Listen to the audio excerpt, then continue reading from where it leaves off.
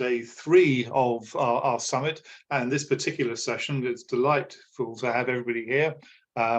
You may not know, but we've had over 3,000 people register for all our sessions over the course of the week, and nearly 350 as of this morning for this particular session. Not everybody will be joining us in person, they'll be live, so and those of you who are live streaming, I'm particularly pleased to have you as participants. But on behalf of the HousingLIN, can I thank Johnny Johnson Housing Group, Invisible Creations and ProCare Limited for your support for this particular session, which is called Smart About Aging and Inclusion Revolution.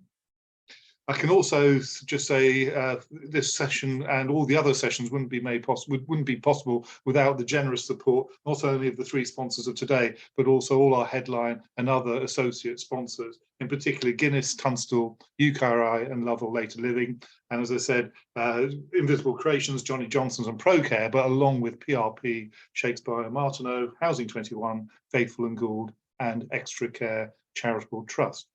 I hope you're enjoying this sessions already that we've held this week. You're in for a treat this afternoon, and it gives me great pleasure to hand over to Yvonne Castle, who's the Chief Executive of the Johnny Johnson Housing Trust, who has stepped in, and I'm delighted that you're able to chair again our summit session. Yvonne, over to you. The platform's yours. Thank you, Jeremy. And yeah, this is an inclusion revolution. And so it's all about how we design and create and build new homes for our future, linking in with community-based co-production so that we can build more inclusive homes supporting people to live and age well. So thank you to all our colleagues at the HousingLIN. Jeremy, thank you for your introduction. And I would also like to thank Jerome and Sally, because these events are not easy to pull together, and getting panelists together. Just the panelists together is like herding cats, so thank you. I know we'll have a great informative session.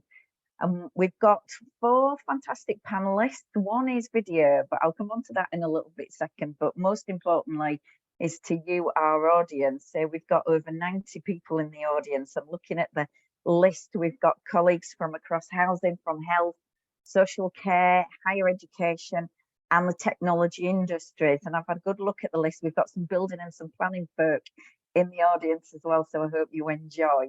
And I hope everybody can take the learning away today, and certainly in a development and planning teams and neighbourhood teams, really work together to make sure that people as they age feel a welcome part of the community. I know we all feel passionate about that. So because I'm chairing this, I'd only ever say this when I'm chair, but feel free to heckle in the chat and in the Q&A box for our panelists to answer some good questions. And please do say hello, as been outlined in the chat. So our 4 panelists, we've got Laura at Invisible Creations, part of the ProCare group. And I'm hoping that you've all heard of Invisible Creations, and if you've not, please put it on the top of your priority to-do list. These products have the potential to improve the quality of millions of people's lives, not just across the UK but all over the world, with their inclusive design. And they really do have at the heart of their products this inclusive design and co-creation. So do Google. We've got Joe, our very own Managing Director of Astraline, part of the Johnny Johnson Housing Group. So Astraline provide a digital 24/7 telecare service supporting thousands of people across the UK who might have fallen maybe in their own homes, and we make sure that they're helped to recover, often contacting their families in times of crisis. And Astraline are at the forefront of digital technology research, and Joe's going to share some of this, including visualising homes for the future and how robotics can play a part into that design, and interesting learning about how people feel about robotic support. We've got a video from Jane Bringoff from the Centre of Universal Design in Australia. So Jane's going to share with us the concept of universal design. It's not a product, but a design thinking process. And there's a video on Jane's website. I'd really urge you to go and have a look at that, which has a phrase in there which I love, and that's simple and to the point. It talks about thoughtful and caring design. And then finally, we've got Dr. Vicky McCall, Senior Lecturer in Social Policy, Housing at the University of Stirling. So a specialist around age-based stigma and how this stigma is nuanced into structures and systems that drive exclusion. So really keen to hear from Vicky about helping us see the inequalities that are experienced by older adults. So that's the great panelists. So first off is Laura. So I think, Laura, over to you. Thank you. Thank you. I'm going to very hopefully smoothly share my screen.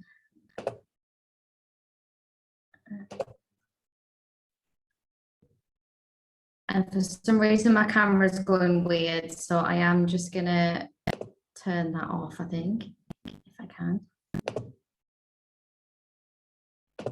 There we go. Okay, sorry. It's always something technical, isn't there? So hi, I'm Laura from Invisible Creations and ProCare. We specialise in creating stylish, accessible designs to support people to live healthier and happier in their homes for longer. I'm starting off with this slide. So for anyone that hasn't heard of Invisible Creations before, I wanted to give you a really quick introduction to who we are and what we're all about.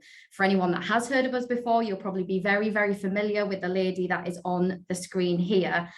So this was my gran, Sheila, and she was the inspiration for the business that you see before you today.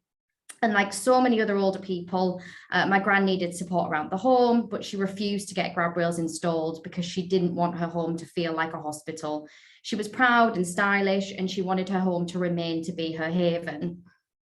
Unfortunately, as you can see from the photo on the left here, she did end up having the grab rails installed, and that was after she'd had a fall and ended up in hospital, and it was a requirement of her coming home to get those grab rails installed. So we went on a bit of a personal mission after that, because she absolutely detested the rails and all of the negative stigma and associations that went with them. So our personal mission was to give her something better. And as you can see on the right there, we did just that. Our whole mission really with what we've tried to do with Invisible Creations is to move away from that ugly plastic clinical design. And it's a design that acts as a label, it's a beacon for vulnerability, it's a reminder of lost mobility, of disability. So there's so much negative stigma attached to these products. We really wanted to come up with something that removes all of that. For us, just because you have a disability or your needs change, or you simply need a bit of extra support to get around the home, that shouldn't mean that your choices diminish. There's been no thought behind the people in current design of grab rail products. They're very functional, but there's no consideration for the fact that there's a person with a personality and pride and dignity at the end of it. And my gran definitely wasn't alone in refusing and delaying getting adaptations installed. Across the country, we've got over 1 million homes that are currently being lived in by someone that requires an adaptation, but is going without that. And it's important to note that that number is increasing every single day.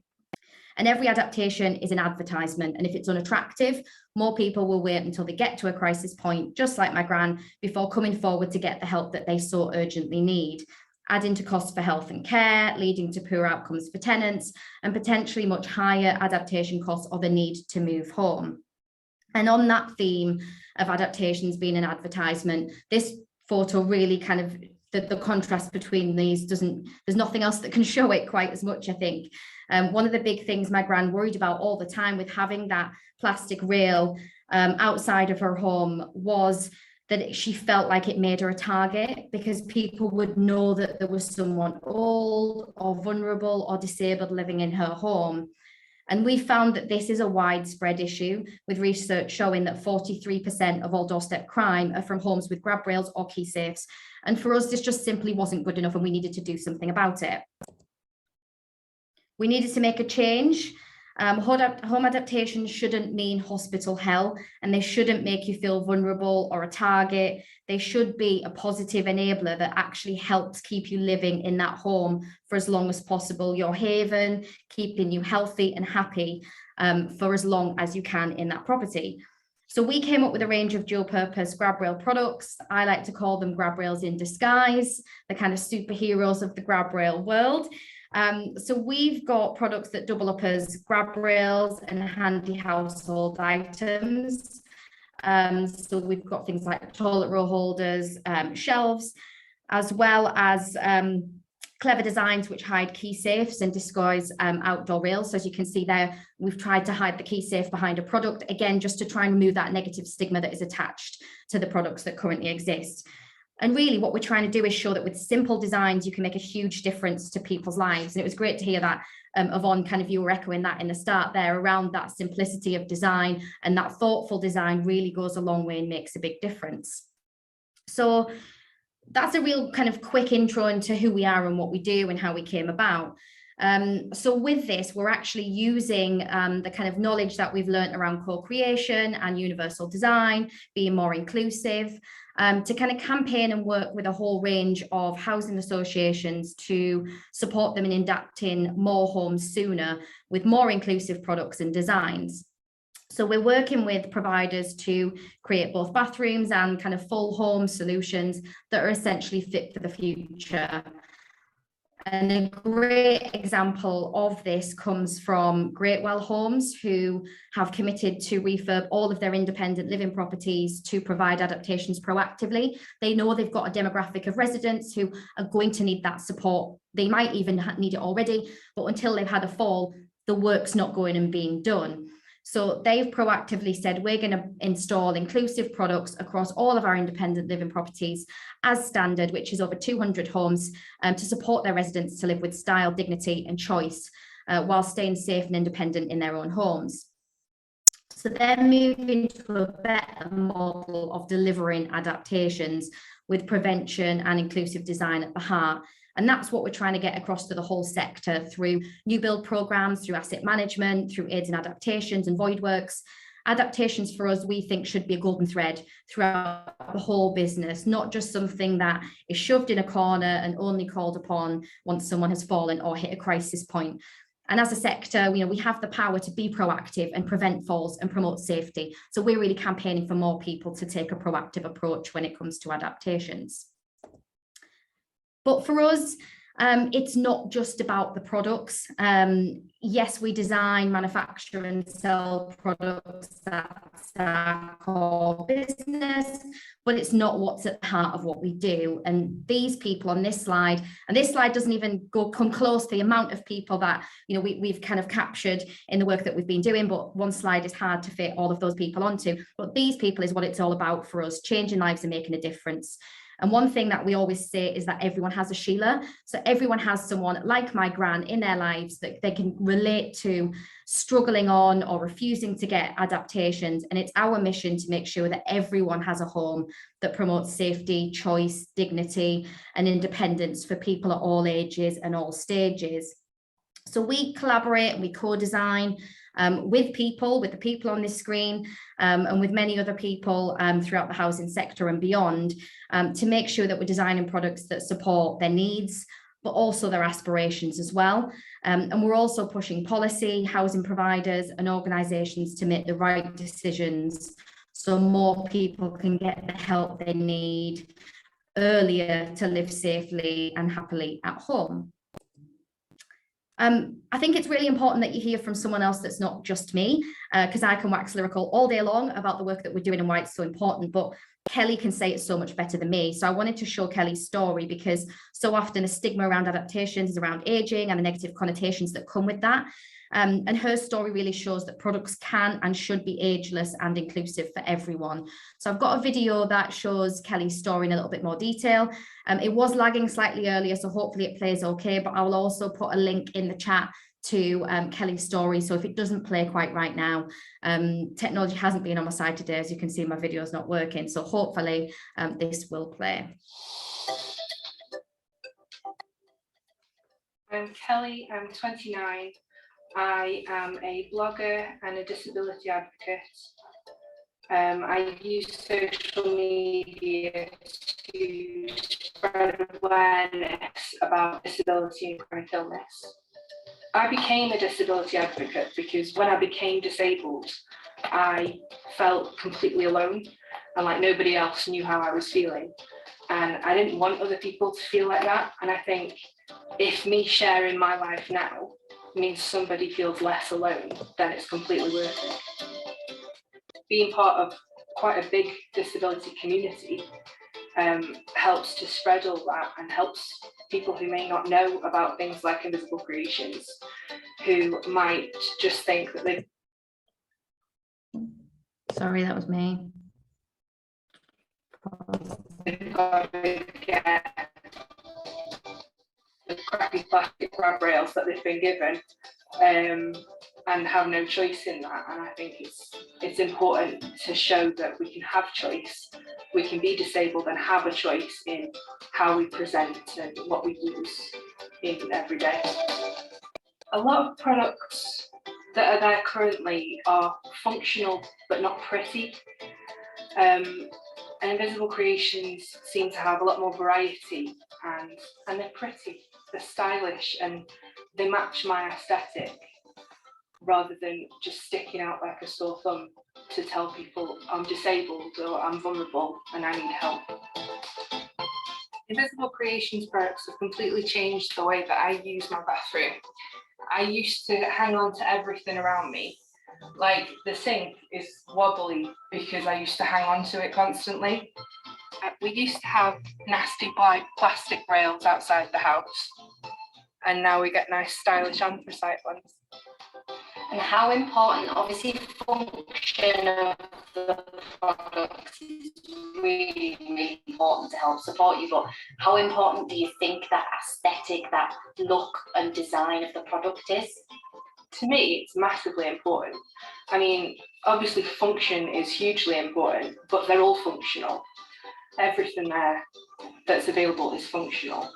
But being 29, I don't want to feel like an old woman. I don't want to feel like I live in a hospital or a care home. I want to feel like me. I'm enormously house proud. I've had everybody around showing them the products already. And I want to share it with everybody because I think they're great. And how are the products helping you on a daily basis? They're helping me a lot. I'm able to go into the bathroom independently now, which doesn't normally happen to me. I used to sit on the toilet and worry about how to get back up again, and I couldn't get in the shower independently at all, which I can completely now. And do you have a favourite Invisible Creations product? Yeah, the corner shelf grab rail. Literally lets me get in and out of the shower on my own, and it's good for storage. 2 for 1. Yeah. I'm very house proud, and I don't want products that look clinical all around the house reminding me that I'm disabled. And she'd seen that Invisible Creations products were more stylish and more my aesthetic. And that's why I think it was so important to hear from Kelly directly, because she's someone that we are directly impacting by the work that we're doing, and taking a more inclusive approach and using that kind of universal design really does help make a massive difference to people at all ages and all abilities. So I'm very conscious of time. I think I only had around 10 minutes. So just to kind of finish off with, really, I wanted to draw your attention to a campaign that we're currently pulling together. We're hopefully launching later on in the year. And it's all about trying to shine a spotlight on the importance of home adaptations in creating safer and more sustainable places to live. So we really want to highlight the kind of critical need for being more proactive and being more preventative when it comes to the design of our homes across the housing sector, whether that be through new build homes or whether that's through refurbing the existing stock that we've got. The existing stock makes up a huge amount of the stock that social housing owns, and not enough is being done to help future-proof those properties. So we're really trying to raise awareness of the need to do more around that. and demonstrating the impact of inclusive, thoughtful and simple design on people's lives every day. So we have several housing associations who have already signed up to help us shape the campaign. We're also partnering with foundations, and we're talking to the Chartered Institute of Housing about how they can help support us. So we're really in the early stages of pulling everything together for this.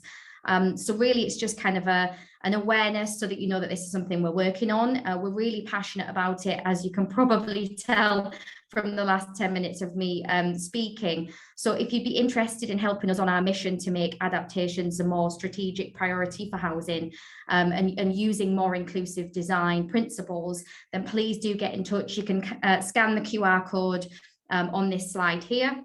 Or on my last slide, it'll have my contact details on, so you can also contact me directly if there's any further information or if there's any involvement you'd like to have in developing that campaign further. So that's me and Invisible Creations in a nutshell. My contact details are on this slide, and obviously I'll be answering kind of questions later on. So hopefully I've not been too bad on time there, Yvonne. Thank you. Thank you, Laura. And some good questions coming in and some good comments as well. So definitely people are interested in the supplier and definitely looking into research. So you'll see those, Laura, as we go through on the chat. But we'll come back to those and we'll have Joe next, please. Excellent. Thanks, Yvonne. I'm going to attempt to share my slides, and I've got Jerome in the background there if doesn't go quite according to plan. So just give me one moment. So hopefully everyone can see that okay. Yeah, they're up on screen. Yeah, great. Okay. You, okay, so thanks very much, Laura. And you know, I know Laura well, and we work with Invisible Creations, and Johnny Johnson was a big supporter of Invisible Creations in its early days. So we're really absolutely delighted to see how well they're doing, and you know how much reach they're getting now with their products and their approach. So I'm going to come at things from a slightly different perspective, probably an earlier kind of discovery phase when we think about inclusion and good design. So I'm going to kick off. My name's Joe McLaughlin. I'm the Managing Director of HousingLIN, and HousingLIN is a wholly owned subsidiary of Johnny Johnson, but a national telecare monitoring centre. So we work with around 100 different housing associations, local authorities, private companies that require us to monitor either their people or their customers in their own homes. And we're all about keeping people at home, aging well at home, living longer, living better, and you know, making the most of their independence, because we recognise that independence is a really important aspect, and being active is a really important aspect of growing older and leading an active, more fulfilling life. So that's who we are. So I'm going to be talking to you today about sort of 3 different projects that we're currently working on, funded research work we're doing. And, you know, I've spoken before about HousingLIN, about the importance that we see in terms of doing research. We're very much an organisation that's providing services and providing those services and life critical safety services into people's homes, but we're really conscious, and probably our sort of history and our heritage of being part of Johnny Johnson means that we're also really about the person and the built environment and the types of services and things that we can do to really support and learn about our customers, learn about what people's needs and desires are, and how we can adapt our services but how we can also use technology and technology-enabled care to better support those people living in their homes. So as I say, I'm going to talk about 3 projects really, and the 3 projects really could be categorized as one focusing really very much on the person, another focusing very much on the property, and the final one focusing very much on the robot. So hopefully we can have some fun later on when I get into the stuff about the robot. But just thinking through really what we're doing here. As I say, these are projects that we've all been working on over the last year. So they're early stage, love to come back to HousingLIN to next year's Festival of Ideas and talk about some of our results. But we're very much in an early phase of this and very much in the discovery mode. So TELAB is a project that we're working with University of Sheffield on. TELAB stands for Technology Enabled Living Lab. We're supported here by Dunhill Medical Trust, but we're also very much backed by an advisory board of sector experts and policy people that is made up of representatives from HousingLIN, from the TSA, from the National Care Forum, and also the Scottish Digital Office. And what we're doing in this project is really looking at working alongside groups of residents within Johnny Johnson's properties in the Northwest, in Yorkshire and Derbyshire, and talking to people about their current needs, hopes, aspirations, and the type of approach that they have to thinking about technology, and how that they can see technology services being part of a co-design service with them, something that can really help them, as I say, to age well in their property. So we're very much in the kind of early sort of discovery work, building those relationships, doing customer journey maps, working through using good design principles to understand those needs. And the next phase that we're going to be moving into is developing a living lab. So a living lab really is a facility within a scheme, a real world environment where you can work alongside residents. You can deploy technology into that environment and really see how it's used on a day-to-day basis. We will have a live-in researcher, which is something new for us. So somebody that's essentially embedded in that independent living scheme and seeing how people use the technology, how it's being used, and really understanding those kind of usages, and whether it really, whether the technology can stack up, or whether it provides the services that people are looking for. That's something we can really test and evaluate. And from that, we're planning to build a toolkit, which we're going to be sharing with the wider community around evaluation and key things and key considerations around evaluating that technology, how you can make it more inclusive, how you can make it more responsive to diverse community needs, and really provide something of real use and benefit and value to the wider community.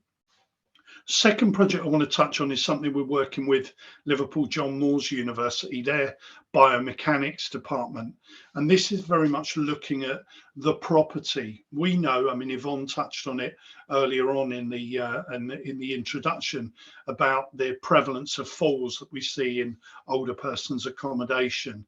And we're coming at this from the standpoint of, okay, you can't fully redesign somebody's living environment, but what can you do? What improvements, what modifications can you make within that property using the latest research, as I say, around biomechanics, thinking of new ways in which you can deploy small scale improvements, whether they be on lighting, whether they be on sensors that people can use to really adjust and adapt to the environment that they're living in.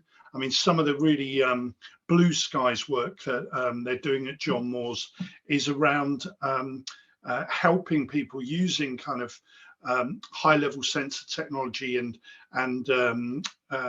kind of virtual reality to help people to navigate and manage different sort of step widths and different steps heights. And using virtual reality, you can actually help people to kind of adjust to different heights and different step widths, and it can almost help that person understand a way of navigating and better navigating stairs and those kind of things. So really some interesting stuff there, and something we'll certainly be touching on through this project. But there's a growing body of evidence that these types of modifications, can be deployed quite readily and can be very effective. We've got a development, a team at Walker Simpsons, who are an architects and firm that we work with at Johnny Johnson, who are working alongside this project. And you know, they're a key component of the project, thinking about how we can how they can develop and use this information when they're thinking about design and when they're thinking about home design, and what could they make in future. You know, given the lower cost of some of these adaptation, could they make them part of the scheme design itself? Could they be easily deployed into the person's home? So and obviously using this information to then develop digital models that can be used within the development and design process. So yeah, a series of studies, but very much based on real world, you know, evaluation and data, working with residents, but then taking that information out and working with practitioners, as I say, can help with you know, that design and evaluation aspect. So that just gives a kind of sense of where we are in the discovery journey and where we are. We're very much into the business. We've identified several schemes, some which we think are more optimal and where people may be less likely to trip or slip, and others where we know that as part of options appraisal, they need some work on. So we're using that as a comparator, what we're calling an optimal and a suboptimal or less optimal independent living scheme, one that we're already redesigning, but just giving us that kind of way of measuring the data and measuring the outputs. So, okay, so I must admit, so this is the last sort of part of my presentation, but I mean, we're really getting into the world of robots and working with several leading institutes, universities at Nottinghamshire and Bristol, at Heriot Watt as well. So a group of universities that we're working with along to think about the practical application and limitation of using robots within an independent or independent living or a care setting. And there's very many different types of robots, and they almost fall into different species, as we're finding, of cobots or autonomous robots, you know, and they can range very much from an actually humanoid type of robot that's you know, got human characteristics that you can engage with and you can have a discussion with, and is using artificial intelligence to have a conversation to you, to something more perhaps that we see more regularly now, a robotic lawnmower or a robotic vacuum cleaner. It does feel that the sort of way in which robotics is developing, that they're kind of tasks like maybe mowing the lawn or hoovering the floor are the ones that have sort of been readily adapted by robots and for robots and being very much commercialized. So I am conscious of time and how much we want to get into discussion, but we held a series of workshops with Johnny Johnson residents where we were really just trying to go through the concept of how they would feel about living alongside or working alongside a robot and what potentially a robot could do for them.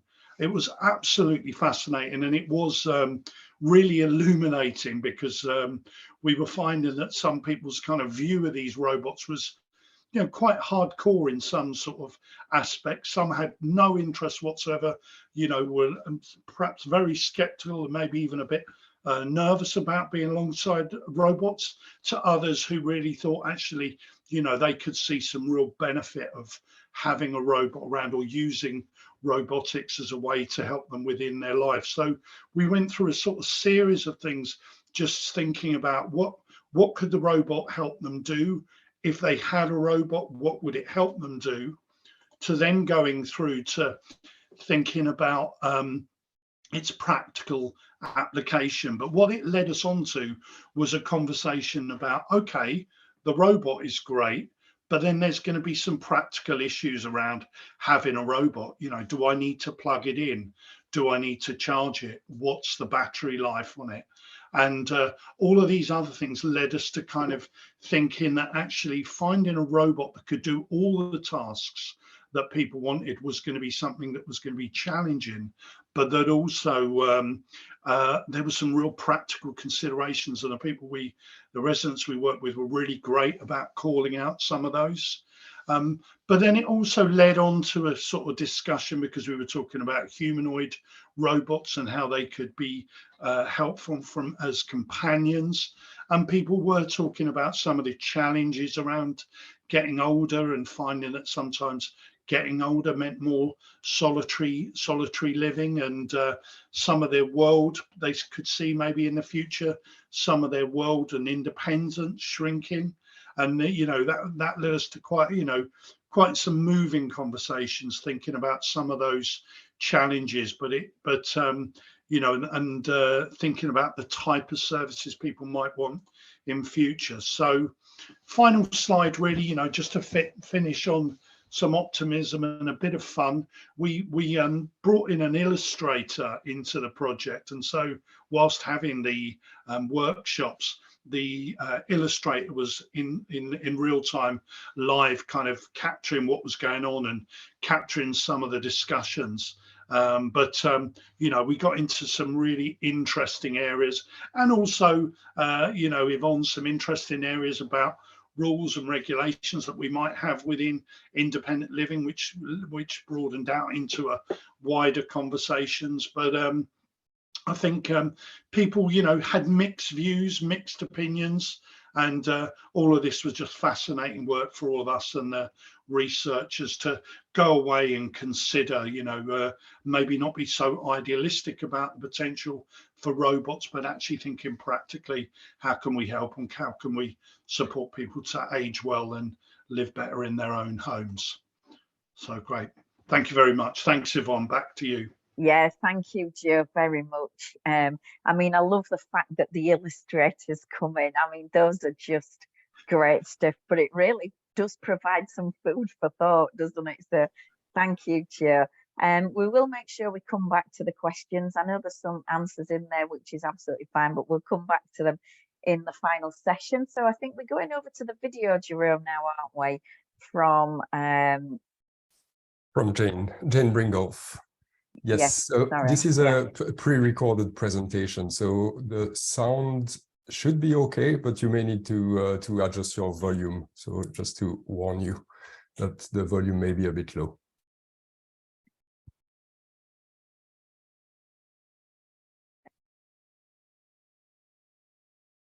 Hello and good day from Australia. I'm Jane Bringolf and I'm Chair of Centre for Universal Design Australia. I've been given a brief, and I think the best thing I can do in the time that I've got is to just get on with it. So here we go. So I was asked to say how Centre for Universal Design, or CUDA as we call it, got going. It actually began with a phone call and a cup of coffee and an idea for having a Universal Design conference back in 2014. In 2015, I thought it was time to start a website, and that's because at the end of that conference, there was a call for setting up a Centre for Universal Design in Australia, and we couldn't go on and have a second conference without me having done something. So I taught myself to do a website, and it's the one that you see today. It's very basic, but it's a curated kind of library of all sorts of information about universal design, inclusive design, and inclusive practice. Then a group of us got together and set up a legal entity, and we became a charity as well. And I have to say, it's built on the passions of a few dedicated people who kind of get it, that it's more than just compliance, it's more than just a special design. It's about inclusion, it's about equity, and it's also about participation. So our vision is to live in a world where everyone can participate in all aspects of social and economic life. Nothing really mind-blowing about that. Why wouldn't you want a world where that can happen? So in trying to make that happen, our mission is to inform, educate, and persuade anyone who will listen to us, who have the power and control over all things designed. So we don't work directly, say, with people with disability or older people or migrants or any other excluded group. We're trying to bring the whole thing together. That's what makes it universal. So it's not a special kind of design, and I know that it has its history back in last century, being about wheelchair users and the built environment, but we've moved on since then. And the aim is not to single out any particular group as needing any kind of special design. So if you don't single people out, you have less chance of stigmatizing anyone. And that also helps us combat those stereotypes that can be very, not only just misleading and wrong, but harmful. And of course, we're all going to need aspects of thoughtful design at some point in our lives if we haven't already.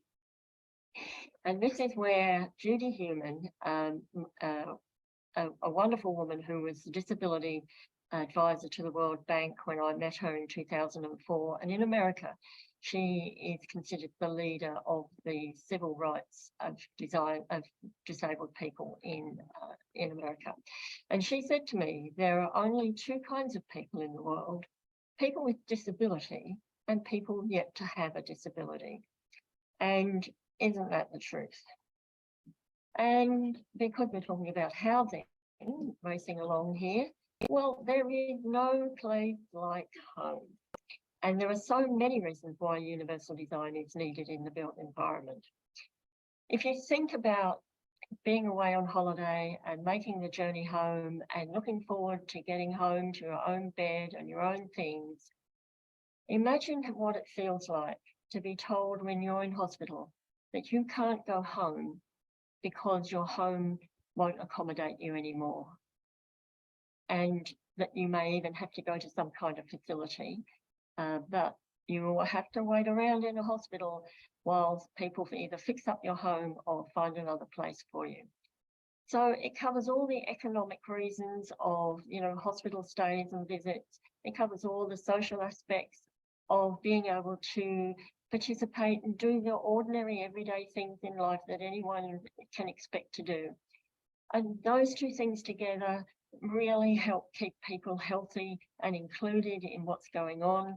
And of course, there's nothing worse than having a family member who is in hospital or struggling when they don't necessarily have to. And we have just introduced in Australia something called the Livable Housing Design Standard. And yes, that's the American spelling because it started off as a kind of brand logo some time ago. Another story I haven't time for. In Australia, we don't buy houses or homes already made unless it is an apartment. And even then you can buy apartments off the plan and you can still rearrange some of the walls and choose your fixtures and fittings before the thing's actually built. So what happens is you go along, you buy your plot of land, and then you go and visit some display homes and choose the kind of house that you want to put on your block. And then a builder comes along and builds it for you. Very, very short version of what that's about. But the property industry controls everything. And that means they also control the status quo and they don't want anything to change. And the government isn't interested either because they're still letting the markets decide. So this is where citizen action was needed, and it started 20 years ago.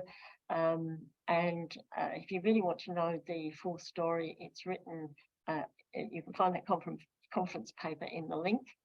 But citizen action, lots of politicking, lots of letters, lots of meetings, and eventually one of our state governments had a Minister for Housing who finally understood. And it's with his help that we finally have the standard now, which applies to all new and extensively modified homes. So if you have to have a development application, this standard now applies. Now it's very basic. It doesn't necessarily mean that it's going to be good for everyone using a wheelchair, but it will be much better for people aging in place generally, and it certainly will be better for the twin stroller and anyone who breaks a leg or so on. So there needs to be a step-free path from the front of the property or from the parking access, including the garage. We have many of our homes here have a garage access to the house. Level thresholds include door openings of 820 mils, internal doors the same. Corridors, if you still have to have them, are a metre, and a toilet on the entry level with 1200 mils circulation space in front of the pan, a step-free shower, no hob or step down, and a screen that if you need to, you can take out for creating extra space, and wall reinforcements for grab rails so that they can be placed exactly where the user needs them. And in the end, if I'm going to talk about universal design, I still say it's about the people we love. And there won't be anybody, I suspect, listening or out there in the big wide world that doesn't have somebody in their family or friendship group that's impeded in their everyday activities by the design of their home or of their environment. And that's all from me. And at this point, I encourage you to visit our website. There's anything and everything you can think of. You can use the search facility or the drop-down menus to find the topics that you're interested in. But universal design now has moved on from being about curb ramps for wheelchair users, and then the realization that so many other people could use them, and that's why they're a universal design, to now looking at everything that's designed, including any emails you write, the websites that you contribute to, the social media that you contribute to, and any other aspect of life, because we're all designers without realizing it. So that's my invitation. Visit the website and see how you go along with that. And I'm happy for anyone to email any questions at which I can answer when I come back from holiday. Okay, that's all from me right now. Great, thank you, Jerome. That was wonderful. I mean, doesn't it hit you when Jane says, how do you think you'd feel if you're told you can't go home? That's just so powerful, isn't it? So powerful. Thank you, Jerome, for sharing that one. Please do keep your questions coming in. And finally, Vicky, you're up next. Thanks very much. And actually that presentation just set mine up very well indeed in regards to its connections to tackling stigma. And that's what I want to talk about today, and the project that I'm leading called the Intersectional Stigma of Place-Based Ageing project. And we're working with the University of St Andrews, Bristol University in Newcastle, SFHA, but most importantly the HousingLIN as well. And we're going to be looking at ways to understand stigma in a more nuanced way, and then come together to tackle it by building an inclusive living alliance. So my project, I just want to tell you about the project today, but it's also a bit of a call to action for participants and a bit of potential to get involved as well. So I'll just share my screen. I hope you can see that all right. If you could just put it on full slideshow, Vicky, that would be fab. Okay. Thank you. Is that it now? Yes. Is that full, Yvonne? No, it's not full screen. Yeah, if you click here, should be. Yeah, Brilliant. There we go. Perfect. Smooth transition. Okay. So we're funded by the Economic and Social Research Council, and it's a really ambitious project. We're actually just started, and we're going to be going for 5 years building the evidence base around place, age and disability. We're going to be exploring and understanding stigma attached to where people live, first of all, and how that intersects with disability and age, to provide those very detailed and nuanced insights into the structures and systems that drive exclusion. And that will allow us to tackle the inequalities experienced by older disabled adults. So just to set the scene of our approach and where we're coming from and the lens that we have taken, unfortunately, and I think this has kind of been flagged by the previous participants, is that there's unfortunately a lot of stigma going around. There's stigma attached to place, home, there's a stigma attached to sometimes the design of that home, and there's stigma attached to also age and disability.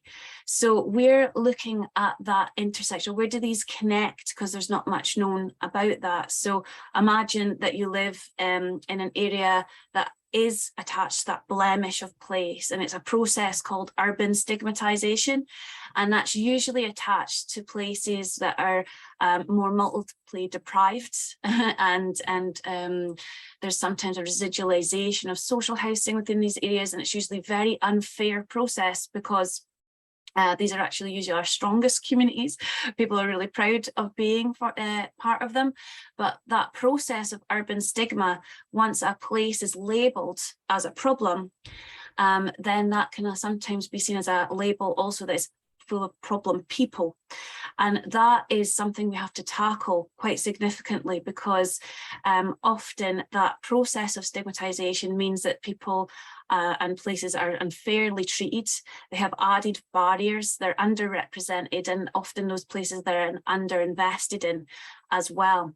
So imagine you're living in one of these areas that is kind of experiencing those extra barriers and underinvestment, but also you're growing older and you might be experiencing ageism attached to that, or added negative experiences, but then also perhaps you're living with a disability and experiencing discrimination due to this. It's that triple whammy of stigma, and we actually don't really know much about that at all and how this links and intersects. So this is what this project's about, to capture that nuance and intersectional experience and translate those insights into real changes, working with a variety of partners within the housing, health and social care sectors to find out actually, well, what is that experience, and then how do we tackle that? So in regards to those aims and objectives you're seeing on the screen now, that's the first half of this project, is understanding that in both kind of very in-depth quantitative analysis and qualitative analysis. And then the second half of this project is getting together. It's like, right, well, let's just do something about this now. And we're going to develop a toolkit based on those real lived experiences of older disabled adults, and work with housing, health and social care organisations to create organisational change and make those decisions earlier in the day, not as an add-on, but as something that we consider straight away in regards to inclusion, to make those inclusive choices to tackle the barriers that people experience around stigma. So it's very ambitious, but I have a real dream team that's helping me put this in place. And this is the first half, Alistair, David and Lisa, as part of our team, they're doing this wider quantitative analysis. We're going to be mapping patterns throughout the UK about where place, age and disability connect. And there are some emerging insights around that are highlighting the importance of doing this, because this is a UK study. We're looking at Scotland, England and Wales. And just in Wales, for example, we know that in the bottom 20% of multi-deprived areas, 1 in 3 people are disabled. So you can see straight away that there's a pattern here that we need to get our teeth stuck into and understand in a more nuanced way, so we can target interventions more effectively and support people more effectively that way as well. And then what we're doing in the next part is connecting ageing in place narratives and concepts around with experiences of stigma. And that's kind of the qualitative package. The first part of this project is about the numbers. The second part is about the people and the stories and the narrative, and really getting some insight to that. And we're doing 2 major things here. We're firstly doing some secondary analysis of the Mass Observation Project diaries. And these are diaries just kept by normal people throughout since the 1979, just about their everyday lives and experiences. And we're taking the lens of stigma to understand where that connects. And we're already getting interesting information from that, experiences of where people to reject stigma, pass on stigma in different ways. There's definitely elements of stigma that are attached to age that create barriers, and people internalize that stigma. One of the diaries I read was about a woman who is like, oh, well, and the GP doesn't want to see me, but that's okay because I'm just an old biddy, and that's to be expected. That's ageism, and that's an internalization of that discriminatory treatment. So we're trying to understand that in the stories of real people in their real lives. But at the heart of this project, and this is the exciting part, is we're building an army of community peer researchers who are older disabled adults. And they're going to keep diaries for us as well over a 2.5-year period of their everyday lives. What is it about their homes and environments that make it easy? What is it about their homes and environment makes it harder? What are the barriers? And we're going to capture all of that lovely nuance, lived experience, and convert it into an inclusive living toolkit that we're developing with the Scottish Federation of Housing Association and partners, to then be able to facilitate change within housing organisations, health organisations and social care organisations that put the voices of older disabled adults and their experience at the heart of the changes that need to be made. And then we're building from that and the momentum within an inclusive living alliance, of which Jeremy is helping us develop, and Professor Rose Gilroy, and we're going to disseminate that and just get as many people involved as we can to improve the voice, to widen out the voices of older disabled adults, but also make that action to tackle stigma and what is the impact of those changes, what actually makes the difference there. So this is our ambitious package of work here, conducting that secondary analysis, mapping those quantitative patterns. We're going to be doing some policy scoping, because obviously we have to work with our decision makers and our policy influencers and really promote the importance of looking at this in a wider lens in regards to place, ageing and disability. And we'll build this new longitudinal qualitative database, which will be for everybody to use, an evidence base for everybody to draw on to help them gain confidence on their decisions when they're making decisions and planning strategic operational decisions, whether it be OTs, whether it be local authorities, in making sure that the voices of the service users are at the heart of those decisions. And that'll be all translated into this new inclusive living toolkit that then will give kind of more dominant and tangible answers to how to do that as well. It's not just about this being important, but this is also how do you do it? How do you make these changes? And I'm definitely wanting to connect with all of the people who have talked today, because a lot of the answers, it's a little bit of a spoiler, we've got 5 years to find this out, but it's really clear that part of the answer will be in looking at modifications within the home and the built environment and the integration of inclusion that tackles that stigma. And everything I think that we've heard today completely reinforces that inclusive design is the way forward to make sure that nobody feels excluded and to tackle inequalities. And we'll be building the Inclusive Living Alliance, facilitating that organisational change. We'll be looking for people to put their hands up if you want us to come into their organisations and facilitate this toolkit as well. And we'll be getting our community peer researchers to map their neighbourhoods, they'll map their homes, they'll map their environments, so we get some real visual representation of where the barriers are and what we can tackle. We're also building an early career network. So if we've got any early career people in the room, that'll be open to applications soon enough to come and join us and be involved. But at the heart of this is our Inclusive Living Alliance and Peer Researcher Network. And these are our members of our Inclusive Living Alliance so far, but there are more joining us as I speak. And we're having our first mini Inclusive Living Alliance conference in May, 18th to 19th. But there's an open invitation here if people want to start being attached and a part of this network, having a look at what are we doing with this project, but also maybe taking part in some of the more fun parts parts later in the day where we're going to make organisational and operational strategic change with throughout the UK in the health, housing and social care sectors. So I suppose that was my call to action in a nutshell. Stigma is very important. We must tackle it because it's experienced in a very layered way, and is really prevalent and more so than people might think. We hope to understand that better, see where the patterns are and make more effective solutions to tackling that throughout. But join us, it's an open invitation and I look forward to hearing from you all. Thank you. Thank you, Vicky. I mean, the passion that just oozes out of that ambitious programme, as you say, I think is fantastic. Thank you so much. Right, we're going to go to some questions now, and I have just put on the chat if we've got any policymakers, MPs, Lords, government influencers in the audience, because I would really like to hear about how you do think that we can influence change. So whilst that's going along, I know Lord Best is on the programme, so maybe he's in the audience, we'll see. Right, okay, so a few direct questions. We've got first, I'll just pick up Julian Brewers. Julian, thank you for that, not question, but an observation about how the desire doesn't change as we age to make sure our homes are great. And I think you're absolutely spot on there.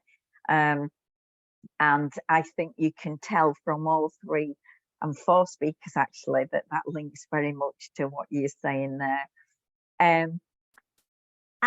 Anne Gibson there, it was said, wasn't it, in Jane's presentation about having difficult conversations about people as they age, or actually if it's just accidents, not being able to return to suitable accommodation.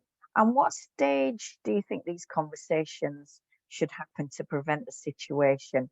Who should initiate them? So I'm going to come, first I'll come to Laura on this one, as to how do we get these conversations started, do you think, Laura? I think it's really difficult, and it links back to all of that stigma that Vicky's just been talking about, because no one wants to admit that they're getting old. Everyone kind of leaves things to as long as possible because they feel like if they admit they're getting old, that it's some kind of defeatist attitude and you have to accept these clinical designs. And I think what we're trying to do is mainstream adaptation, so that actually it makes it normal that there might be a grab rail in the shower, because you don't just have to be old or disabled to fall in the shower. So for us, it's, you know, anyone can slip in that situation, and it's that universal design element. If you've got something that's designed to support you in that situation, it doesn't matter if you're old, if you're disabled, you know, if you're 23 or 83.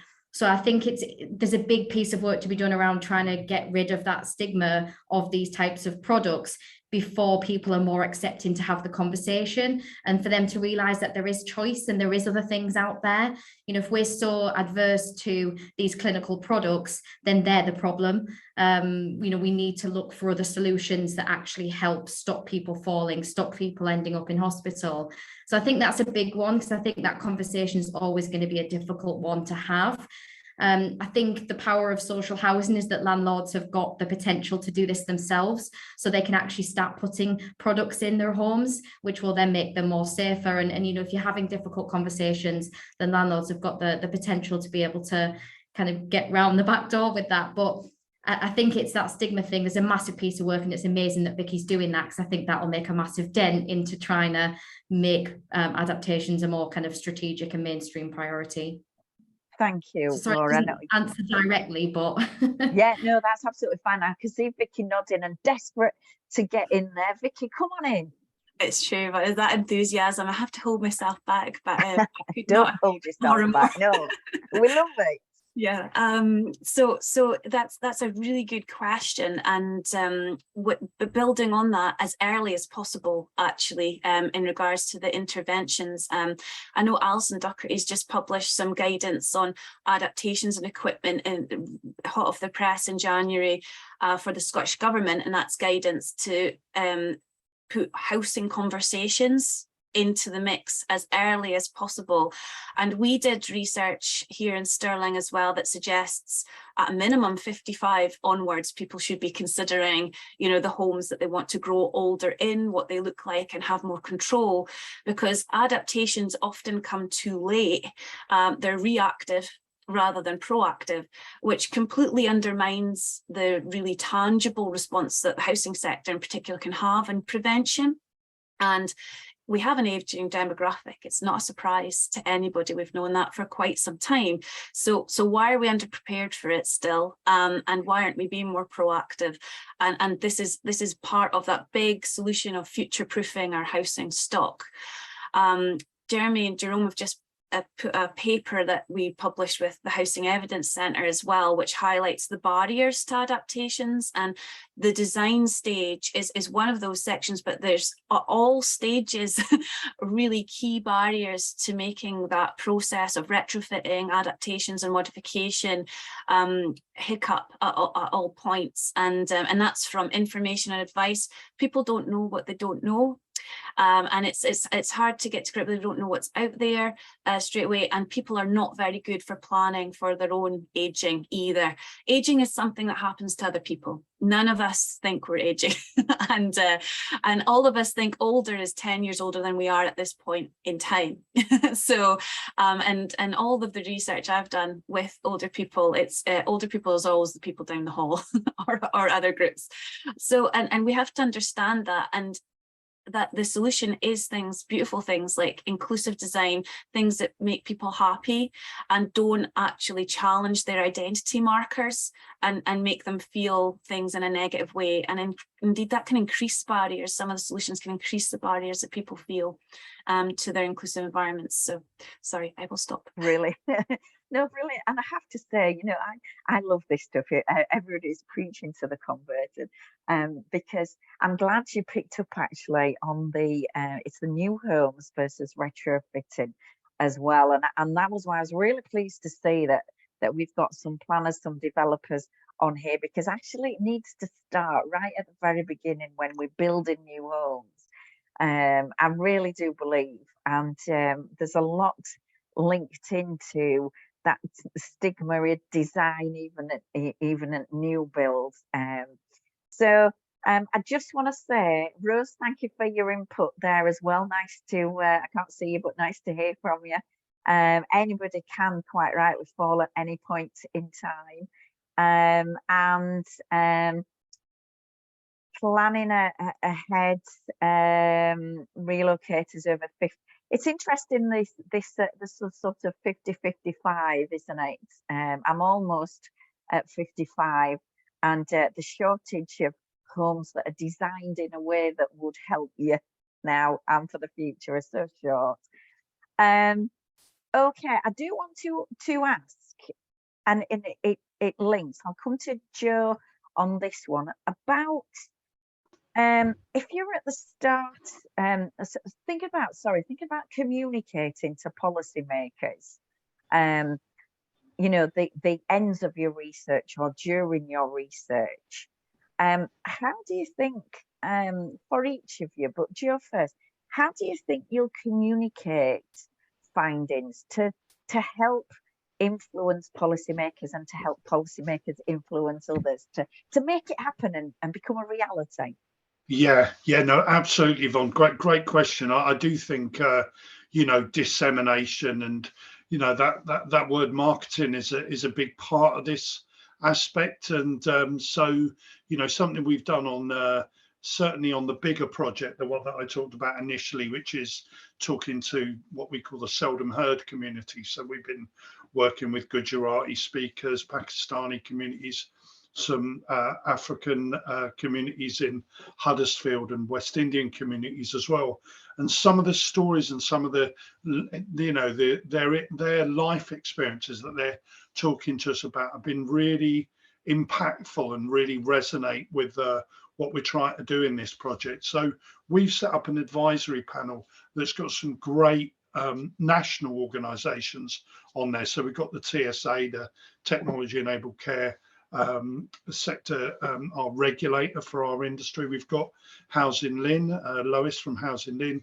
we've got the digital office in Scotland, and also we've got the National Care Forum. So one of the key things that from our initial meeting a couple of weeks ago is really that dissemination piece. How can we use that wider group? How can we sort of cross-fertilize the different projects that are going on? So obviously you've got, TAPI 2 that Jeremy's involved, the great work that Vicky has talked about today.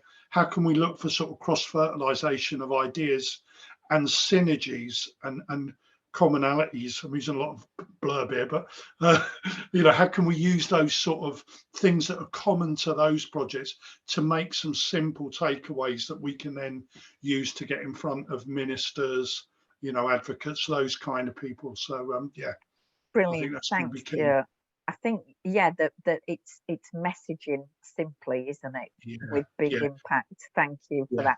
And Vicky, what's your thoughts on Jeremy? You've got your hand up as well. Jeremy, come on in, and then I'll invite Vicky in. Oh, I'm sorry to trump Vicky there. I was going to refer to Vicky because, in fact, as Joe was saying, it's really important, and as your question poses, it's really important that we demonstrate that there's a real impact here. That we can get the evidence, we can co-produce with customers, with consumers, with citizens, so that we get that bottom up, a bit like Jane was saying, from Universal Design Centre in Australia, but also we can get to the right people.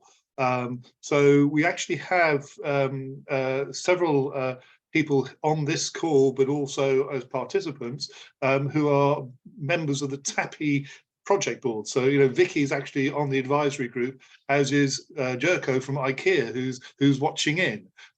We want to make sure that this gets both to the policymakers, but I think the real difference will be if we can get it to the industry, to make this really applied, so it goes into straight to consumer. And actually, there's an element there that we need the right standards, the right regulations, the right principles, but we also need a better consumer buy-in. Yeah. Perfectly said, Jeremy. Thank you. And Vicky, do you want to come in on that one? What's your plans? The plan, well, there's a real conceptualization point here where we have to reposition the whole concept of aging and disability as less of a personal challenge and more of a public issue. That has to be, because there's a lot of interventions here that need a public strategic response. You can't individually influence big modifications in your environment and reduce those barriers, just for example.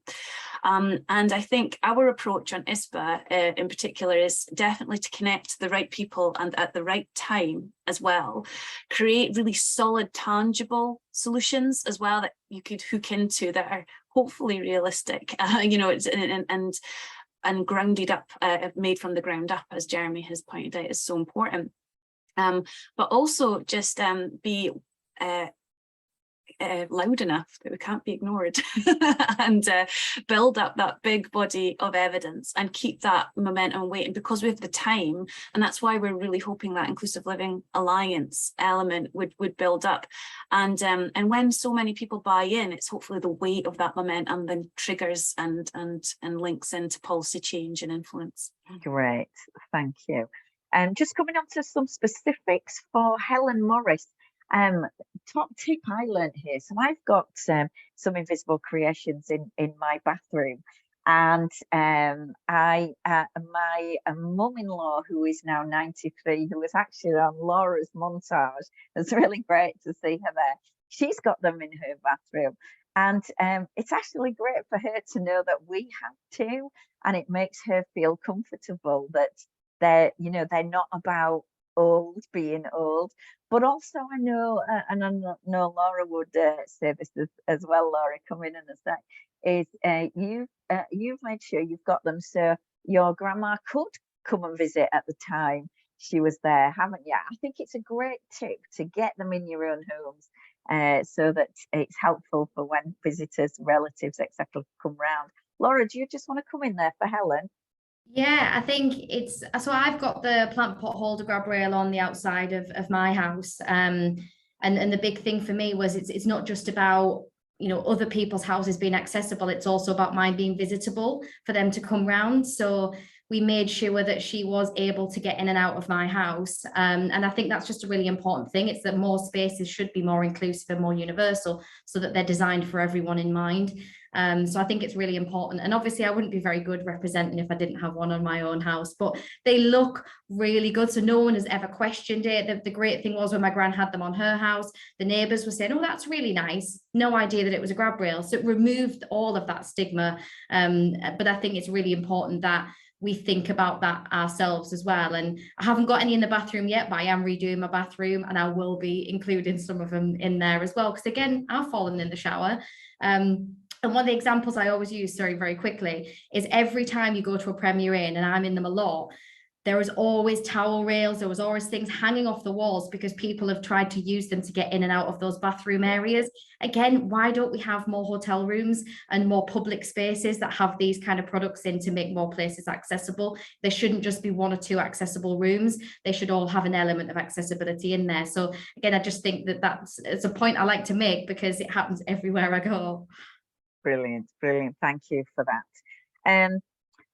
One of the, so just going to the questions and about local authorities and disabled facilities grants. Not just about are we working with them, and Laurie, you've answered yes we are, but it's a thought, isn't it, about when we think about robotics, Joan, and some of the tech that can be in people's homes to support them. Where do we link into local authorities, do you think, as an example? Just pop your mic on, Joe. Yeah. So, yeah, I mean, I think there's questions on the chat I was looking on earlier on around, disabled facilities grant and, other methods for funding these types of things. I don't think we're yet at the stage where we can see local authorities were funding robots just yet, but given some of the local authority settlement. But I think what we're looking to do, and that's the benefit on the project we're doing, is working with our development team at Walker Simpson, is understanding how you can fund these types of modifications and these types of adaptations. So one of the ways you could do it is put it early on into the scheme design guidelines. So when a housing association is building new properties, you make it part of the scheme design, have lighting X or design X or design feature Y, and make it really part of the early stage thing. And then that way that's factored into all of your budgeting and all of your cost for the scheme itself. So getting local authorities to commission and work with housing association to do that build, definite way we can get some of that technology in. Thanks, Joe.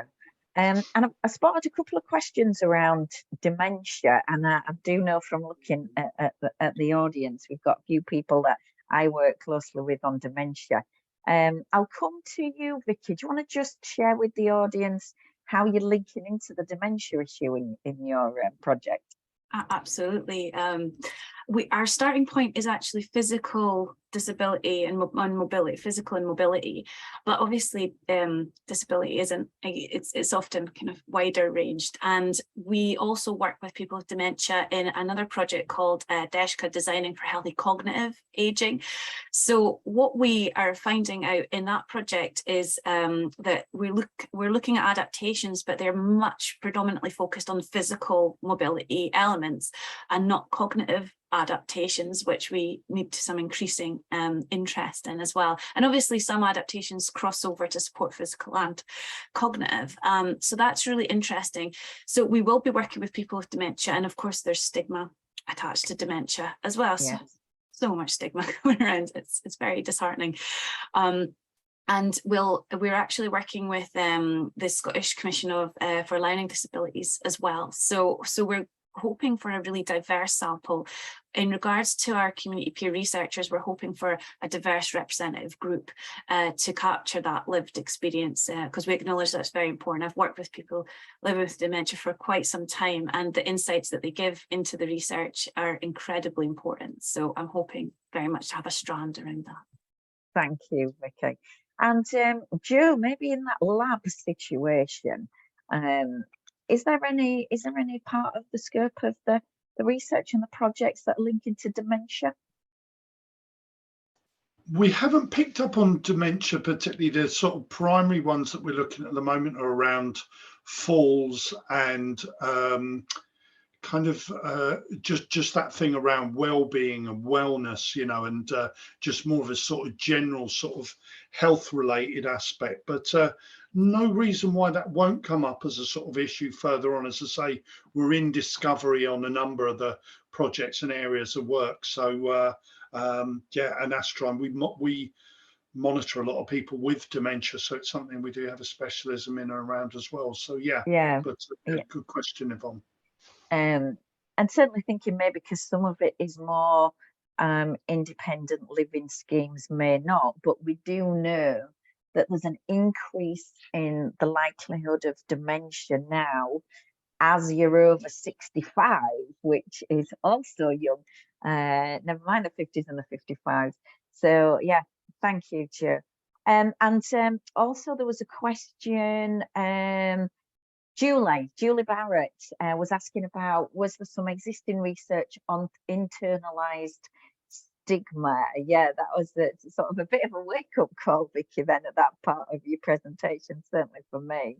Yes, there's lots of different types and levels of stigma. There's things such as internalized stigma. There's courtesy stigma. I don't know if anybody's heard of that. That's often experienced by maybe parents of maybe autistic children. It's kind of like stigma splash. And there's also just this wide-ranging idea that of passing stigma, objectifying, othering stigma, which is another big part of the process. So that's why I keep using the word nuanced. We're looking for that in-depth insight. But I think internalized stigma is the most disheartening to see.